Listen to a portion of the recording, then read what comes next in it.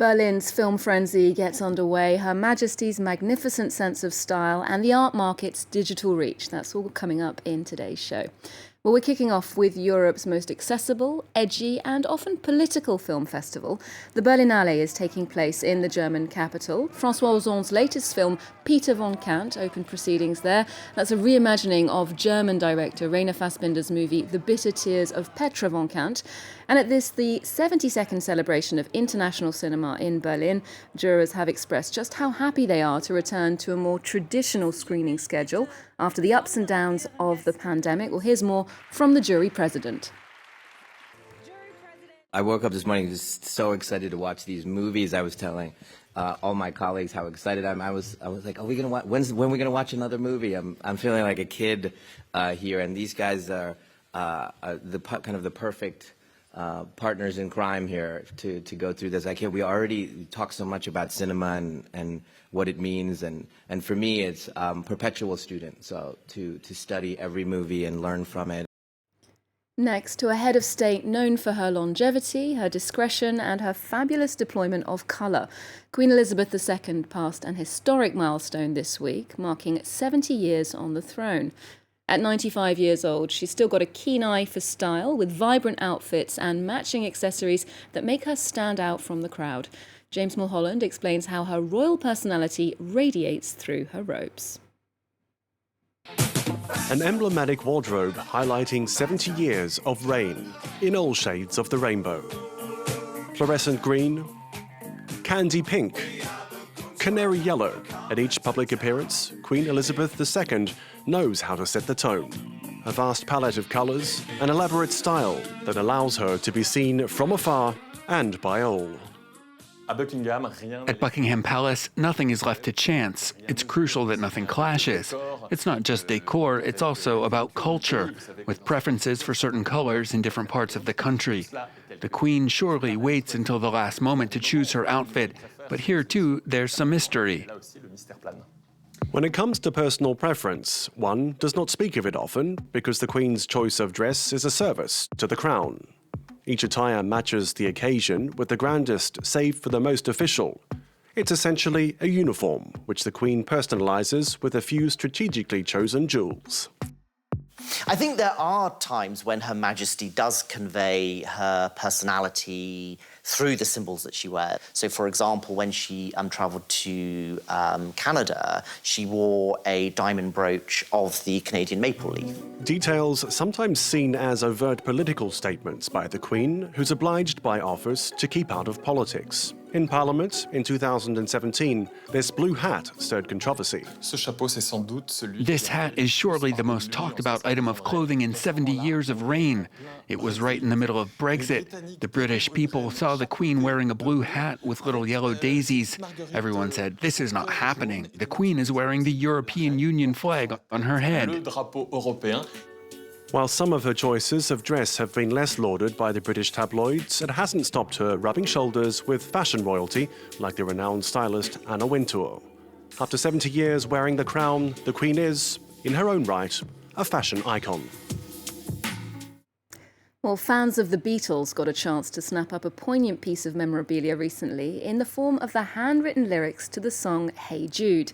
The artifact was sold for $77,000 by John Lennon's son, Julian Lennon. However, the new owner of that iconic piece of paper won't be able to put it in a frame since it was sold in NFT form, that is, in a virtual version. Yet another example of the online purchases that are feeding a dynamic digital market, Emerald Maxwell explains. A video clip, a piece of music, or a digital painting. All bona fide works of art that can be bought and sold, whether they exist physically or not. It's all possible in the brave new world of NFTs, or non-fungible tokens. The number of people investing in these digital pieces has soared in recent months. 23-year-old Alois is building up quite a collection, enough to fill a virtual art gallery. Right now I have more than 40 NFTs stored in different digital wallets. Like this character, this planet, which will be used in a future video game, and this one's from the Bored Apes collection. They're the most expensive NFTs on the market right now and have become iconic. The cheapest one costs around $250,000. He started the collection a year ago, pouring all of his savings into his first purchases. It was a bit of a gamble, but it looks like it's paid off. I invested €12,000 and today it's worth 450,000. The market moves really fast. Whether it's going up or down, you can double your money in a couple of days, but you can also lose half of it that quickly too, so it's not for the faint-hearted. Purchasing an NFT boils down to buying a unique piece of code on a blockchain, a web link showing a digital certificate of ownership of an asset. It's a new way of laying claim to digital art, which is feeding a whole new market. And it's not just pictures. Luxury fashion collections can be purchased online. So can a video clip of NBA stars in action. Sales regularly run into tens of thousands of euros. One French startup is offering collectibles with a side helping of nostalgia, the 21st century version of the football cards that were once a staple of school playgrounds. Panini cards were often left in their sticker albums, but our NFTs can be used again, not only in the online game that we're developing, but also in other virtual games, and even in football matches, meetups with players. There are so many more functionalities than with the original Panini cards. The value of those cards may fluctuate, depending on the players' fortunes in real life, and owners can auction them off on the website. For those, meanwhile, who still like to see their artwork in the flesh, as it were, a new museum in Seattle is displaying the blockchain-based creations in an accessible downtown location. The point of a physical space is to make it easier for anyone to access. You can walk in here, and depending on how much you know or don't know about digital art, about NFTs, it doesn't really matter, because you can see the art in a large format display in a way that would remind you or be familiar of a museum exhibition. A bricks and mortar institution with an artistic and educational approach that suggests NFTs are set to become more of a fully fledged cultural trend. Well, staying with contemporary art, we're looking at the digital voices who are becoming ever more decisive for the art scene. Influencers who name-check museums and galleries in their publications are sending a new generation of enthusiasts their way. And cultural institutions are working hand in hand with those social media specialists to optimise their dynamic content. Catherine Kadir-Clifford has more. In this chic Parisian gallery, it's not just journalists being ushered in for a sneak peek. These art influencers have made a name for themselves by sharing their passion on social media with their own individual twist. I try to mix up different media, photos, videos, and of course text. I blend into paintings like a chameleon, so they can be viewed in a new way. I treat the art with humor. It's a way for me to attract people's attention.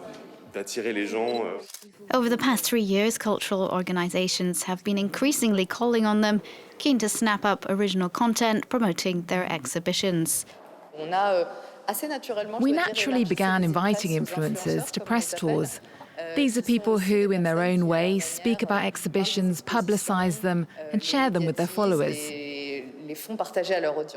Antoine Vitek is behind the Culture et Vous, or Culture and You account. He's been building up his online presence for the past decade, and today it earns him a living. His videos have racked up some 260,000 followers. Today, he's hard at work at the Petit Palais. I take notes on the paintings, including some extracts from the information cards. Once I get home, this allows me to recapture the memory of the painting and explain it to my followers.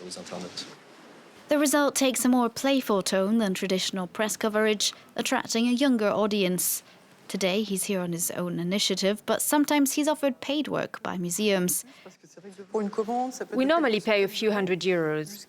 This can go up to 2,500 when there's very specific research, such as a quiz, which involves a lot of content. Camille Junot is better known as La Minute Culture or Culture Minute. She says just one Instagram post can take her up to 5 days' work. You need to go to the exhibition, take the time to speak to the curator, and then there's a whole writing phase. With 140,000 followers, she could make a living this way, but she's decided to only accept partnerships in line with her values. If there's financial pressure around these partnerships, I would feel obliged to agree to collaborations, which I don't want to do. So it's an honest gesture for myself and for my followers. Her influencer status may not pay all the bills, but it provides ample publicity for her other activities, such as publishing her first book. Well, we're wrapping up the show with an artist who certainly didn't benefit from Instagram likes, but whose influence spread far and wide. Cézanne is best known for his glowing landscapes and his frenzied brushstrokes, which bridge the gap between Impressionism and Cubism. His work is the latest to be projected at the Atelier des Lumières in Paris in an immersive, hypnotic light show. We'll leave you with a clip. Otherwise, do check out our website for more arts and culture. We're on Twitter, Facebook and Instagram too. There's more news coming up on France 24 just after this.